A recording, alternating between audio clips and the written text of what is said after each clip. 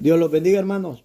Vamos a ir a la palabra del Señor en esta hora. Quiero que me acompañe al libro según San Mateo, capítulo 4 y versículo 4. La Biblia dice: Él respondió y dijo: escrito está, no solo de pan vivirá el hombre, sino de toda palabra que sale de la boca de Dios. Amén. Dios los bendiga por la reverencia a la palabra del Señor. Tomen asiento y el Señor los bendiga. Sin lugar a dudas, creo que muchos de ustedes, por no decirlos todos, conocen este pasaje. Y en su contexto correcto nos encontramos a Satanás tentando a nuestro santo, bendito y glorioso Señor Jesucristo. Como dije anteriormente, este es un pasaje muy conocido, pero cuán fácilmente lo olvidamos. Bien haríamos nosotros los cristianos al no olvidarlo. En esta tarde quiero traer a su mente este verso que hemos leído, para que de esta forma, hermanos amados, no caigamos en las astucias de Satanás y en las tentaciones que Satanás trata de poner en nuestro cristianismo, y de esta forma nosotros no andemos como cristianos disolutos o como personas impías que pretendemos ser cristianos. A lo primero a lo cual quiero llamar su atención, como lo dije anteriormente en el contexto correcto de nuestro verso base, el diablo está tentando a nuestro Señor Jesucristo, tal como lo estableció el versículo anterior a nuestro verso base, que es el versículo 4 de ese capítulo 4 de Mateo. En ese verso 3 nosotros encontramos la tentación. Como cristianos, debemos comprender que el diablo es nuestro enemigo y nuestro adversario. Que aunque no podamos verlo, él, sí, el diablo, está siempre cerca de nosotros. No importa si usted es un cristiano o no, el diablo está ahí. Pero especialmente a aquellos que son cristianos, ahí está Satanás rodeándolo en todo momento. Ahí está Satanás cerca de ellos. ¿Y cuál es el propósito para eso? Está ahí, hermanos amados, tratando de tomar toda oportunidad que se le presente para tentarnos, para que caigamos en pecado, para engañarnos, para confundirnos, para hacer que nosotros hagamos lo que es incorrecto, para hacer que nosotros nos sumerjamos en el pecado, para él ir delante de nuestro Señor, delante de nuestro Dios, y acusarnos, hacernos caer de su gracia. ¿Saben ustedes de que Satanás hace eso en todo momento? ¿Qué debería de producir en nosotros el entender que Satanás está en cada momento dispuesto a acusarnos delante de Dios? ¿Cómo deberíamos de vivir? No deberíamos de vivir de una forma descuidada. El problema es que vivimos demasiado descuidados. ¿Cuál es esa causa? Se nos olvida que tenemos un enemigo espiritual. Se nos olvida que está ahí alguien mirándonos, contemplándonos, para hacernos mal. Para hacernos mal. ¿Se acuerdan ustedes que en el libro de Job, el Señor le dijo a Satanás: ¿no has contemplado a mi siervo Job? Satanás nos contempla a nosotros los cristianos en todo momento, a cada hora, a cada minuto, en todo lugar. Y no nos contempla para hacernos bien, nos contempla para hacernos mal, nos contempla para hacernos pecar, para poner tentación en nuestras vidas, para ir delante de Dios y acusarnos. Trata de hacer todo para que nosotros no heredemos el reino de los cielos. ¿Por qué se nos olvida esto a nosotros y esto no se nos debería de olvidar? No debemos de olvidar que tenemos un enemigo.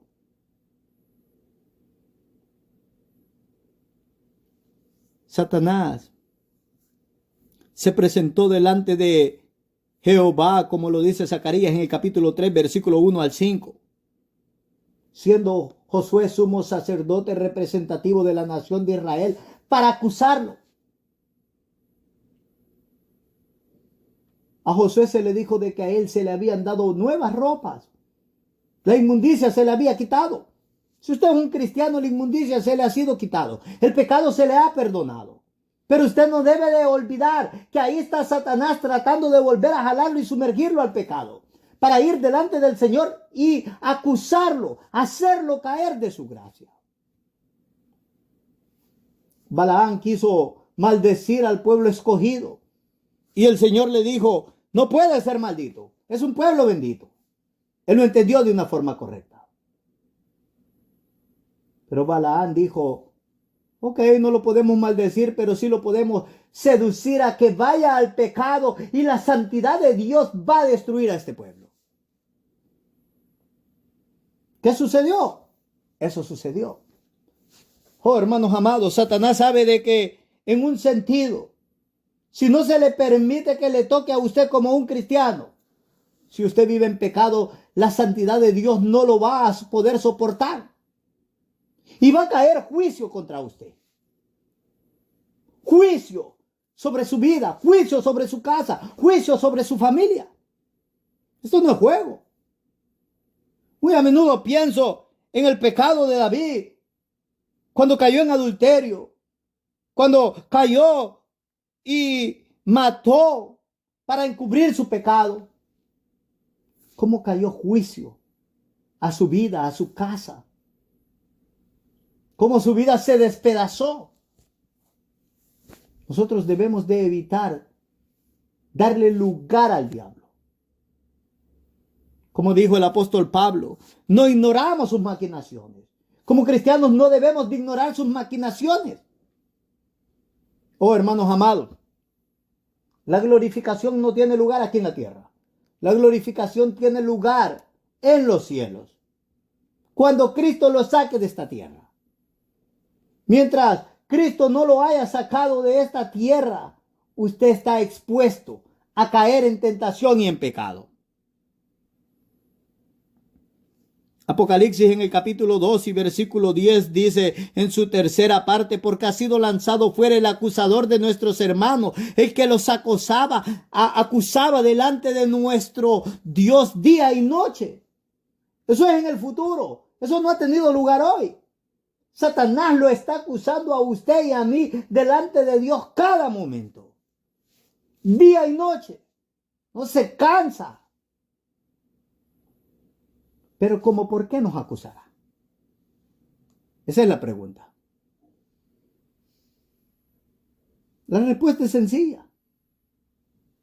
Porque damos lugar a esas acusaciones. Porque coqueteamos con el pecado. Porque solemos caer redondos al pecado.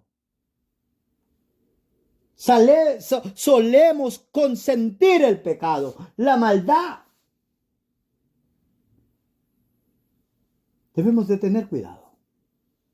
Mucho cuidado. Pienso en ese gran patriarca antiguo, Job, en el capítulo 1 y versículo 9 al 11.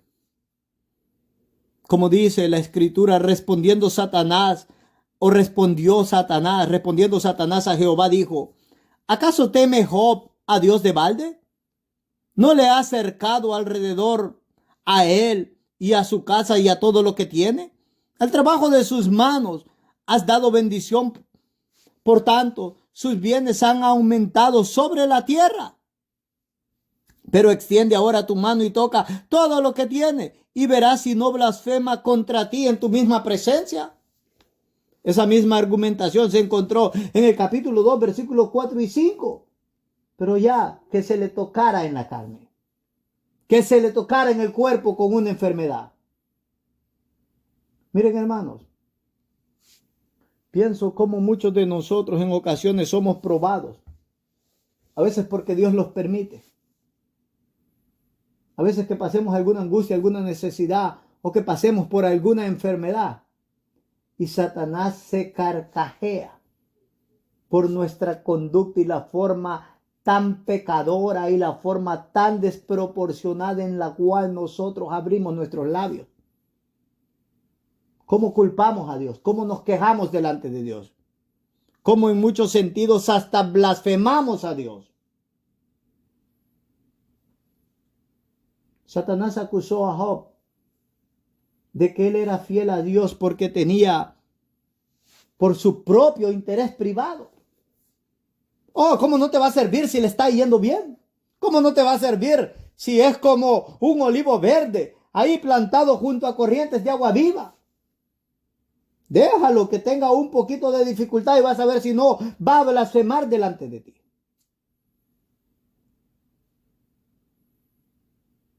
Pienso como nosotros los cristianos cuando tenemos una dificultad murmuramos de la misericordia del Señor. Murmuramos de la providencia del Señor. Murmuramos del amor del Señor. Ah, ¿por qué a mí? Y Satanás dice, ¿ves? Te dije. Permite que le suceda algo y va a blasfemar tu nombre. Oh, hermanos amados, deberíamos de tener cuidado. Deberíamos de tener cuidado. Esto no es juego. Nosotros no podemos estar viviendo de una forma ignorante. No podemos estar ignorando que Satanás está ahí, lo que está haciendo. Si tenemos necesidad, ¿qué importa? El Señor está en control de todo. Si nos enfermamos, ¿qué importa? Si nuestra morada terrestre se deshace, tenemos un tabernáculo no hecho de manos en los cielos, dijo el apóstol.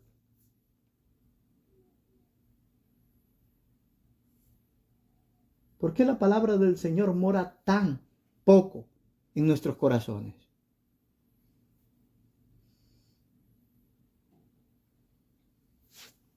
Muy a menudo observo todas estas cosas en nuestro cristianismo moderno y me pregunto, ¿en verdad vamos a ir al cielo? ¿En verdad?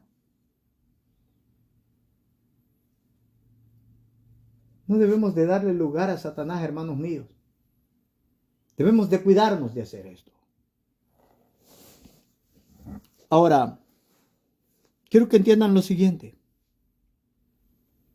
Como cristianos, no debemos de pensar que por el hecho que somos cristianos, profesamos ser cristianos, no seremos propensos a las tentaciones o que algo está mal cuando nosotros somos tentados. Si Satanás se atrevió a tentar a nuestro Santísimo Señor, quien es santo por excelencia, Él es santo por naturaleza. Si Él se atrevió a tentarlo a Él, ¿cómo no se va a atrever a tentarnos a nosotros? ¿Saben ustedes que uno de los problemas que en nuestro cristianismo sucede es que nosotros no oramos porque el Señor nos libre de la tentación? Y pocas veces oramos porque el Señor nos prepare para que cuando la tentación llegue nosotros no caigamos en la tentación, no murmuremos y no blasfememos su nombre. Deberíamos de orar por estas cosas.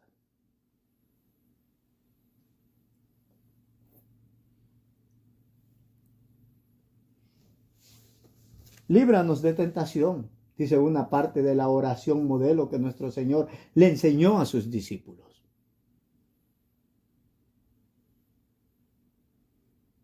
Nosotros debemos de orar por esto. Si nosotros no oramos que se nos libre de tentación, que no caigamos en una tentación la cual sea más grande de la que podamos resistir, ¿cuál es la causa? Hay soberbia. Podemos pensar que ya no somos propensos a la tentación.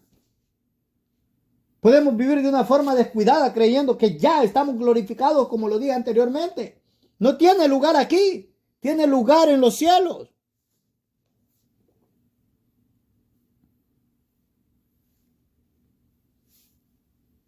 Ahora quiero que entienda lo siguiente. Por el hecho de ser tentados, nosotros no somos culpables de pecado. Como cristiano, usted va a ser tentado. Pero por el hecho de ser tentado, usted no es culpable de pecado.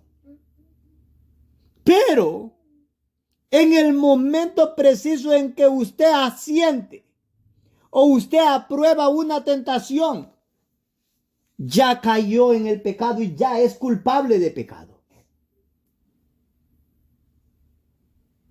Que la tentación llegue. Usted no es el culpable, Satanás está y tratará y lo tentará. Pero cuando usted asiente a esa tentación, el pecado se le ha contado.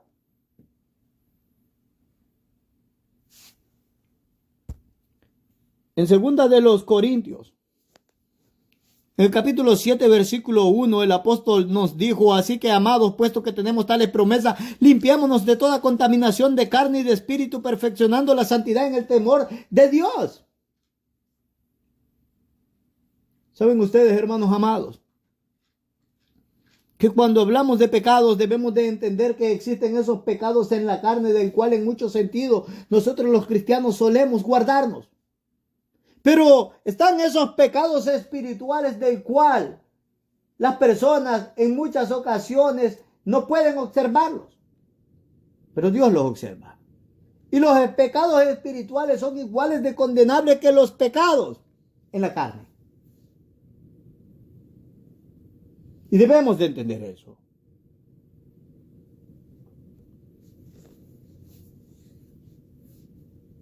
Dice Efesios en el capítulo 2 y versículo 3. Entre los cuales también todos nosotros vivimos en otro tiempo en los deseos de la carne. ¿Usted entiende eso? Eso es Gálatas 5, versículo 19 en adelante, cuando se habló de las obras de la carne. Esos son los deseos de la carne. Entonces, está diciendo acá el versículo 3, entre los cuales también todos nosotros vivimos en otro tiempo en los deseos de la carne, haciendo la voluntad de la carne. Eso es mismo de lo que habló Gálatas. Y de los pensamientos. Y éramos por naturaleza hijos de ira, lo mismo que los demás. Aquí el apóstol está hablando de dos tipos de pecados: los pecados en la carne, los pecados de los cuales habló Gálatas, como dijo anteriormente, y esos pecados que se cometen con los pensamientos. Y el apóstol entrelazó estos dos tipos de pecados y dijo de que las personas que practican tales pecados eran por naturaleza hijos de ira.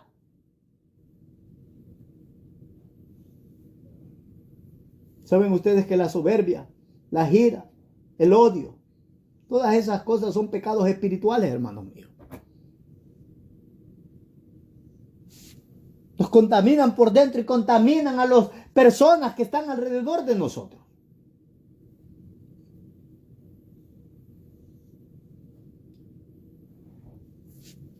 Debemos de cuidarnos de no asentir a estos pecados, de no aprobarlos en nuestras vidas. Si nosotros los asentimos y los aprobamos, hemos caído redondo ante las tentaciones de Satanás. Cada uno de nosotros como cristianos debemos de evitar la tentación, porque cuando ella aparece, siempre apela a nuestra naturaleza caída. Y de hecho, la Biblia enseña que la tentación tiene lugar por nuestras propias concupiscencias. Santiago, en el capítulo 1, versículo 13 al 15, nos dice: cuando alguno es tentado, no diga que es tentado de parte de Dios, porque Dios no puede ser tentado por el mal, ni Él tienta a nadie, sino que cada uno es tentado cuando de su propia concupiscencia es atraído y seducido. Entonces la concupiscencia, después que ha concedido, da a luz el pecado, y el pecado, siendo consumado, da a luz la muerte. Dicho de otras palabras, hermanos amados, nuestra naturaleza caída está viciada. Hay una parte en nosotros la cual es malvada en gran manera, y como cristianos nosotros no debemos de permitir que esa parte tenga más dominio sobre nosotros. El gran Spurgeon lo ponía de esta forma: dentro de nuestros hogares hay un ladrón que está dispuesto a abrir las puertas de nuestro corazón cuando todos están descansando. Oh, hermanos amados, ese ladrón, ese enemigo, ese traidor, ese caballo de Troya que está dentro de nuestros corazones, debe de ser vigilado en todo momento. Porque si nos descuidamos, va a abrir las puertas de nuestro corazón y Satanás va a entrar con todo su pecado, su maldad y su blasfemia.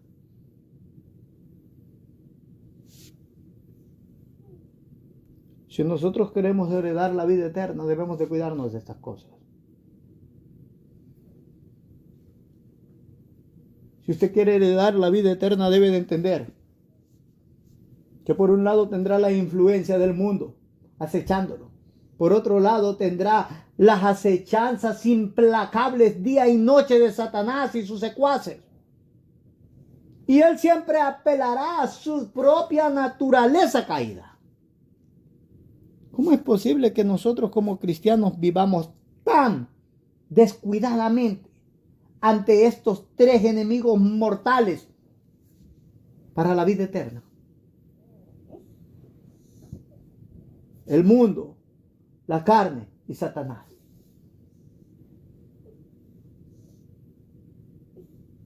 Cada uno de nosotros debemos de observar cómo estamos viviendo ahora. ¿Cómo estamos viviendo ahora?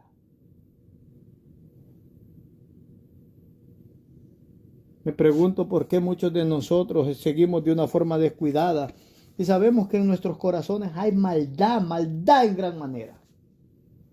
Es bien terrible cuando las demás personas pueden ver la maldad en nosotros y nosotros no la podemos observar. Eso es terrible. Terrible en gran manera. Cuando somos súper soberbios y no nos damos cuenta cómo Satanás nos ha engañado. Cuando andamos en esas iras, en esos griteríos, en ese odio, en esa falta de perdón, en esa falta de amor. ¿Qué importa si no cometemos supuestamente pecados externos? ¿Y qué más diré de aquellos que no les interesa estar contaminados por dentro, sino que están contaminados por fuera? ¿Y qué? Y pretenden ser cristianos. Yo no tengo palabras para ellos, simple y sencillamente la Biblia los ha dejado fuera del reino de los cielos. ¿Qué más les puedo decir yo?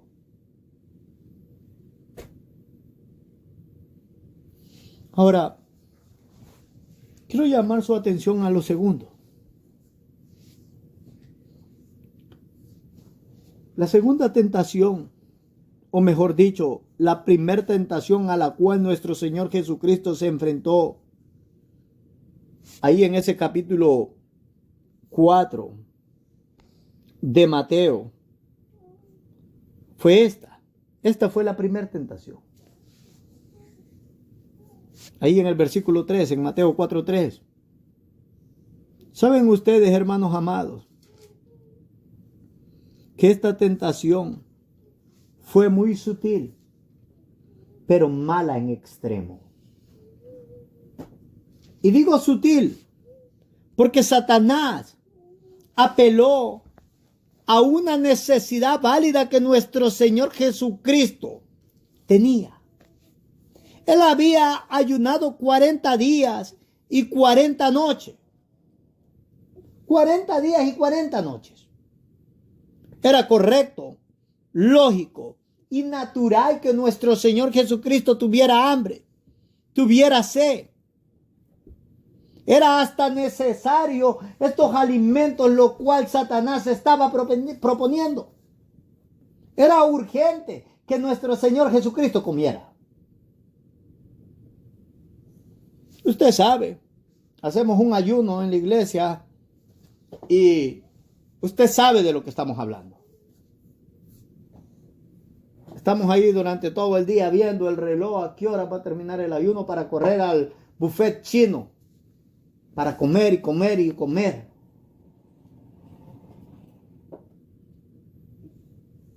Nuestro Señor tenía 40 días y 40 noches. Él tomó nuestra naturaleza de carne. También tenía esa necesidad.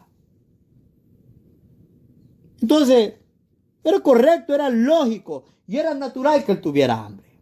Eran necesarios estos alimentos. No había nada malo en tener hambre o en comer. Pero debemos recordar, hermanos amados, que el propósito por el cual nuestro Señor vino a la tierra fue hacer la voluntad de su Padre. Como dijo nuestro Señor en el Evangelio de Juan, capítulo 4 y verso 34. Mi comida es que haga la voluntad del que me envió y que acabe su obra. Y de paso, todos los cristianos debemos de entender que esa debe de ser nuestra comida. Hacer la voluntad de aquel que nos salvó. Hacer su obra, estar sujetos a sus mandamientos, a sus preceptos.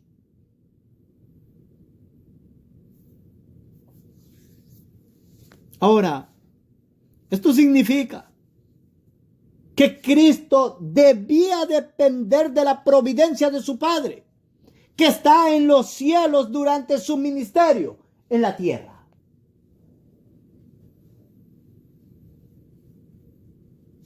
Cuando Satanás le dice al Señor en el versículo,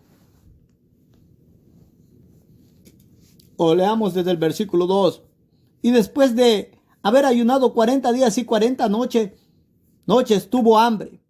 Y vino a él el tentador y le dijo, si eres hijo de Dios, di a estas piedras, di que estas piedras se conviertan en pan.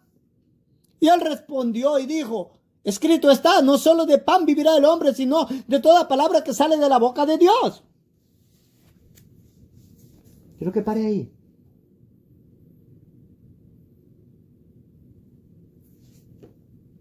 Que nuestro Señor tuviera hambre, como lo expliqué anteriormente, eso no era un pecado. No había problema con eso. Que él comiera, no había problema con eso. Que nuestro Señor, de una forma sobrenatural, le hubiera dicho a esas piedras, conviértanse en pan. Nos dice una cosa. Y nos muestran una cosa. Nos hubieran mostrado el poder de nuestro Señor. El poder que nuestro Señor tenía. Pero por otro lado, quiero que entienda lo siguiente. Por otro lado, esto hubiera significado que nuestro Señor se estaba apartando de la providencia de Dios. Nuestro Señor hizo muchas sanidades. Nuestro Señor alimentó a miles de personas. Y en eso no hubo ningún tipo de pecado porque esa era la voluntad de su Padre. Pero en este preciso momento, nuestro Señor tenía que pasar por esta prueba. Y tenía que confiar en la providencia del Señor aún después. Aunque Él tuviera necesidad en su cuerpo. Necesidad en su ser. La sutileza, como dije anteriormente, pasó en que Satanás trató de confundir a nuestro Santísimo Señor, a que se olvidara de la providencia de su Padre y mirara por su interés propio.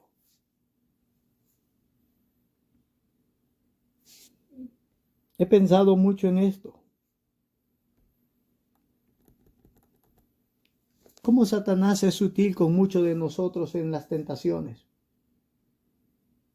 Y nosotros olvidamos que no debemos de apartarnos de la providencia de Dios. Ese es el peor pecado que nosotros podemos cometer. Cuando dejamos de confiar en su cuidado amoroso. cuando dejamos de confiar en que Él es el soberano de toda la creación. Que Él tiene control de todo.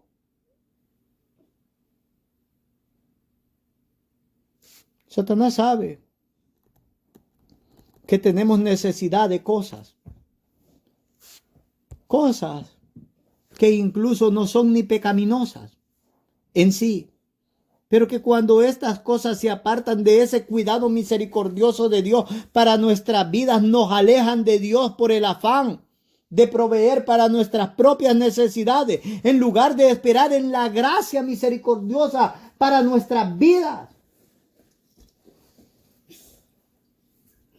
A veces, la necesidad es por nuestro pan. Trabajamos en exceso y descuidamos la comunión con Dios. Nos apartamos de tal forma que nos hacemos idólatras por el dinero. Tenemos esa necesidad de felicidad en nosotros mismos. Y Satanás nos engaña al buscar la felicidad en los deleites de este mundo, tales como pasiones, vicios, juegos, maridos, mujeres, etc. De tal forma que traspasamos los linderos que Dios ha establecido en su palabra.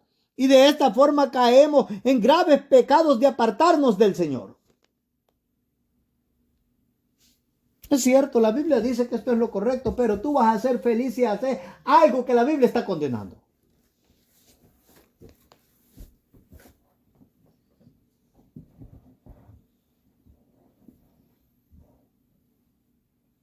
La sutileza de Satanás nos lleva a olvidar la palabra del Señor.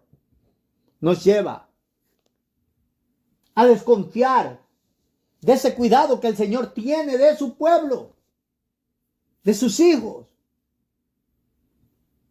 La sutileza nos lleva a olvidar. Nos lleva a creer que Dios no está siendo tan bueno con nosotros.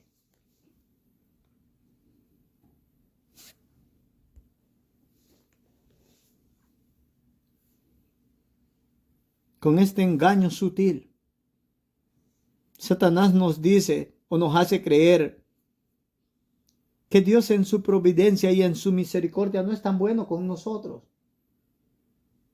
Que la razón por la cual nosotros o despreciamos su palabra, o somos desobedientes a su palabra, o no prestamos atención a su palabra, es que Dios está haciendo algo incorrecto. No nos está dando lo que nosotros necesitamos para nuestra felicidad. Y por eso nosotros debemos de actuar de esa forma. Creer que Dios no es tan bueno con nosotros como debería. Eso es blasfemia, hermanos míos. Es blasfemia en gran manera.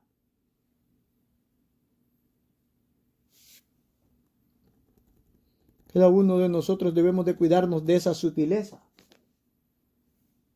Todos vamos a tener necesidades acá. Y necesidades válidas. Pero no porque usted tiene una necesidad válida sin importar cuál sea, usted se va a olvidar de su palabra. Usted va a pasar los preceptos que Dios ha establecido en su palabra. No puede hacer esto. Nuestro Señor Jesucristo se negó a hacerlo.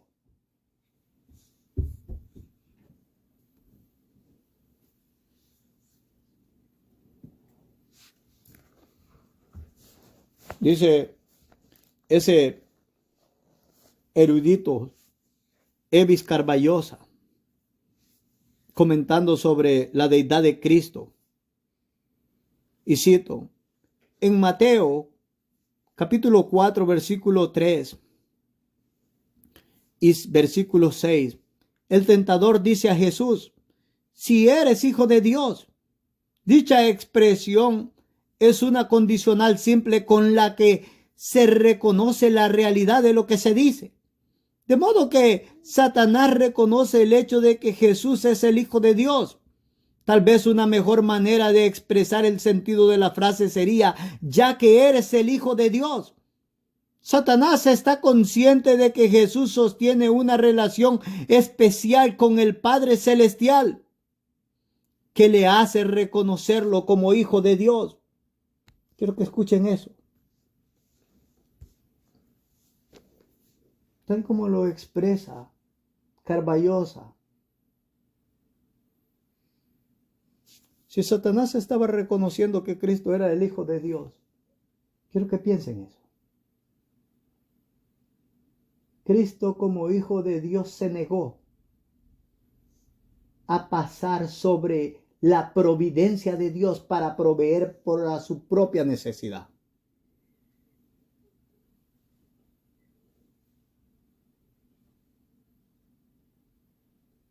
Yo me pregunto, ¿por qué nosotros no pensamos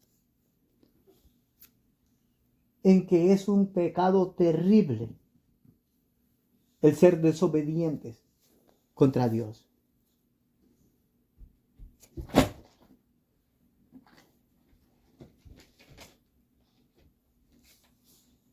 Deberíamos de pensar en esto. No deberíamos de darle lugar a Satanás para que nos esté tentando, para que nos esté acusando, porque estamos cayendo en la tentación.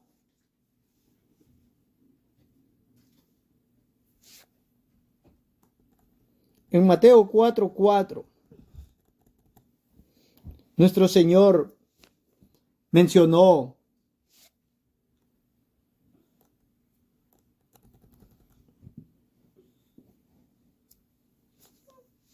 o mejor dicho, quiero que observe Mateo 4:4.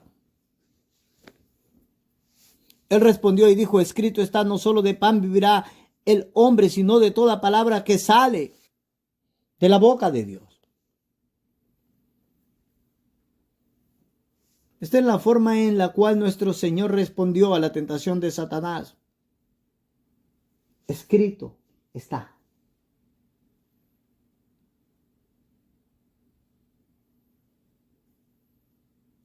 Esas palabras nuestro Señor las expresó 3 veces durante su tentación. En ese versículo 4, versículo 7, versículo 10. En todas esas veces nuestro Señor apeló al libro de Deuteronomio. Capítulo 8, versículo 3, capítulo 6, versículo 16, capítulo 6, versículo 13. Para cada tentación, la palabra del Señor estaba ahí. ¿Qué es lo que nos dice esto? Quiero que piensen esto. Primero, la importancia que nuestro Señor le dio a la palabra de Dios es tal que la palabra del Dios eterno nos puede librar de las tentaciones y del pecado, hermanos míos. ¿Cuánto deberíamos de entender esto nosotros los cristianos y aplicarnos al estudio cuidadoso y de una buena voluntad? Poner el entendimiento, el sentido y esforzarnos en la obediencia.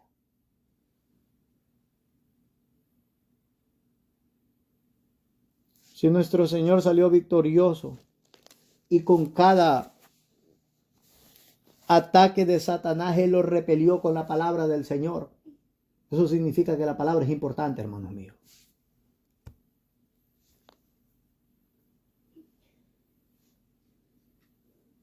La Biblia nos dice que la palabra de Dios es la espada del Espíritu. La Biblia nos dice que la palabra de Dios es luz para nuestros caminos. Nos dice que la palabra de Dios nos limpia. Esa es una limpieza práctica. Hermanos, aquellos que descuidan el estudio de la palabra de Dios y no la entienden y no la guardan, estarán desarmados ante las acechanzas de Satanás, ante sus tentaciones. Caminarán en oscuridad y sus vidas serán caracterizadas por el pecado. Y debemos recordar de que la Biblia claramente establece y dice que sin santidad nadie verá al Señor.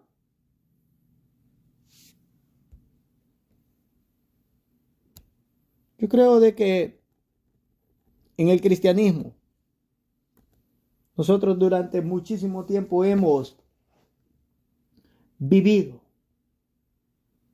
menospreciándonos y no dándole el valor correcto a la misericordia de Dios, a la bienaventuranza, a la gracia, a la gran bendición que es tener su palabra.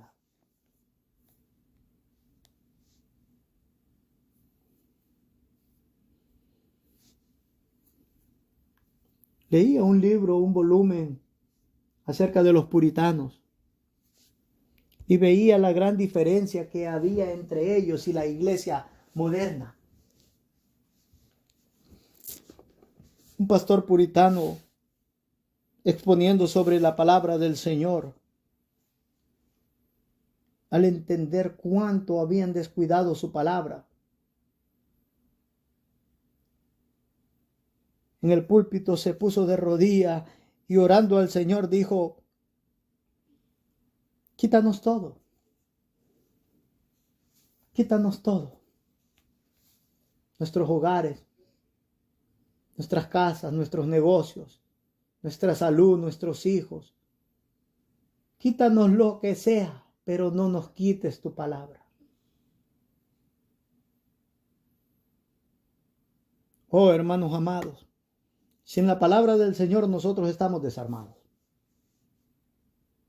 Sin la palabra de Dios vamos a estar en ignorancia. No hace mucho acabamos de terminar la parábola del sembrador. ¿Se acuerdan que esa primera tierra donde cayó la semilla y quedó expuesta, Satanás se la llevó? Ellos no entendieron. Si no hay palabra de Dios, no va a haber entendimiento, no va a haber cristianismo. No va a haber cristianismo. ¿Por qué Cristo le daba tanta importancia a la palabra del Señor? ¿Y por qué nosotros le damos poca importancia? Satanás nos ha engañado mucho, hermanos míos.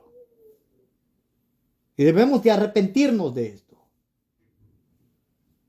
Desgraciadamente en la iglesia moderna nosotros decimos: está bien, quítanos la palabra, pero no nos quites ninguna bendición.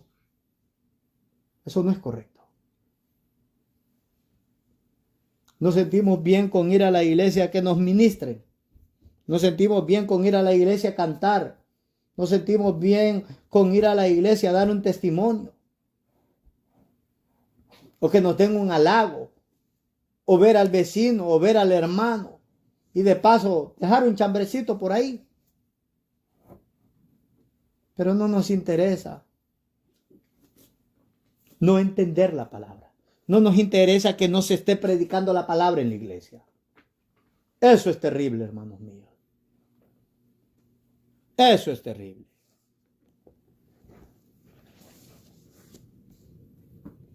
En Mateo 4:4, que es nuestro texto base, nuestro Señor mencionó Deuteronomio 8:3,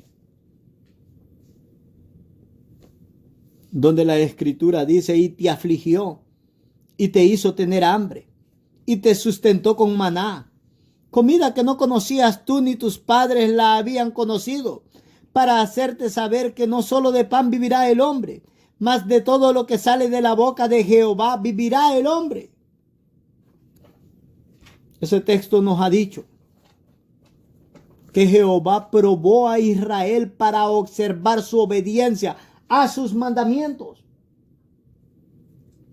Fue tal la prueba que Dios infringió a Israel, que los afligió, los probó y los hizo tener gran hambre para enseñarle verdades espirituales, para hacerte saber que no solo de pan vivirá el hombre, mas de todo lo que sale de la boca de Jehová vivirá el hombre. En esta iglesia debemos comprender, hermanos, que es más importante la obediencia a Dios antes que nuestras propias vidas. Antes que nuestro propio bienestar. Antes que nuestra comodidad. Antes que nuestra propia felicidad. De otra manera no estamos aptos ni capacitados para el reino de los cielos.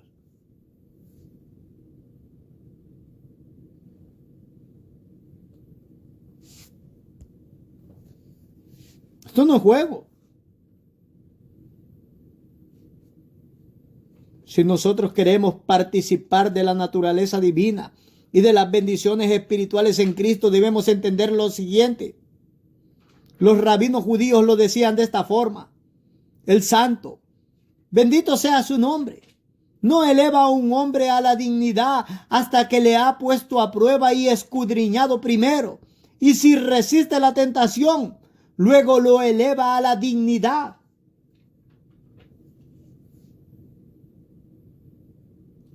Estaban correctos estos rabinos judíos.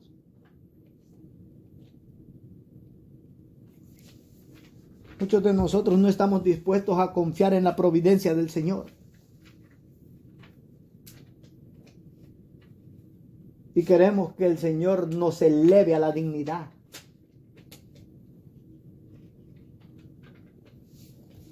¿Y por qué? ¿Cuál es la excusa? Es que es una necesidad válida. Cristo tenía una necesidad válida. En sus manos estaba el poder para hacer de las piedras pan.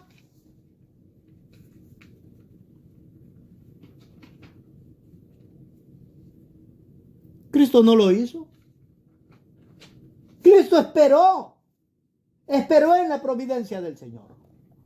Cuando terminó su enfrentamiento con Satanás después de las 3 tentaciones, la Biblia dice en el versículo 11 de ese capítulo 4 de Mateo: el diablo entonces le dejó y aquí vinieron ángeles y le servían.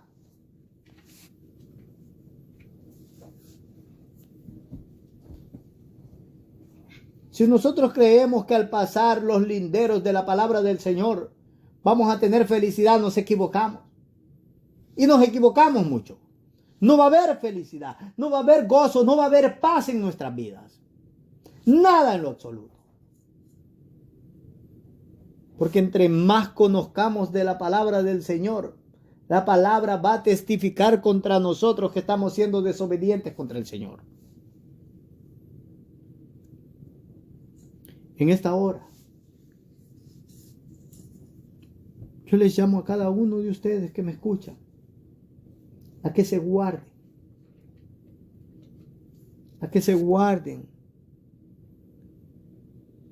de caer en la tentación. Nuestro Señor nos va a probar a cada uno de nosotros, nos va a escudriñar. Él va a saber si nuestro cristianismo es oro, plata y piedras preciosas, o si simple y sencillamente son elementos que no se pueden sostener ante el fuego, como hojarasca, madera, heno.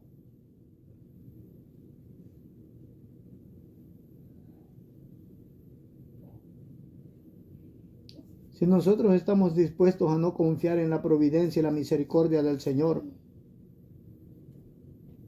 y hacer lo que nos da la gana, hermanos míos, nuestro cristianismo está de una forma incorrecta. Yo espero que todos en esta hora entendamos que eso no es verdadero cristianismo.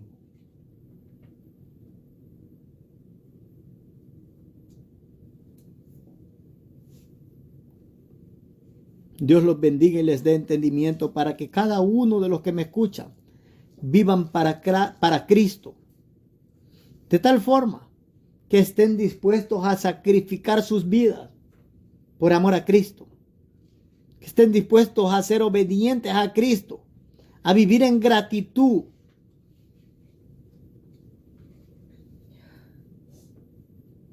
Si hay alguna palabra de enseñanza, de exhortación, la alabanza, la honra y la gloria, sea para nuestro Señor Jesucristo. Vamos a ir en palabras de oración y Dios los bendiga por la reverencia a su palabra. Amén y amén.